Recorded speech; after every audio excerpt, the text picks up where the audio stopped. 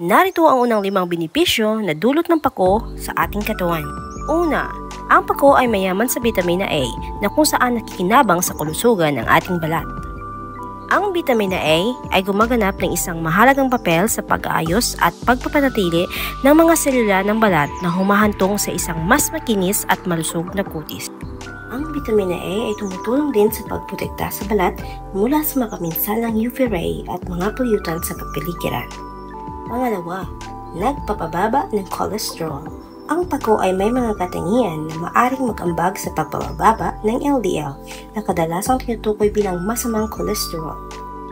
Ang taas na LDL ay nagdudulot ng pagbara ng artery sa ating mga puso na nagpapataas ng panganib sa sakit sa puso at stroke. Pangatlo, mataas sa iron.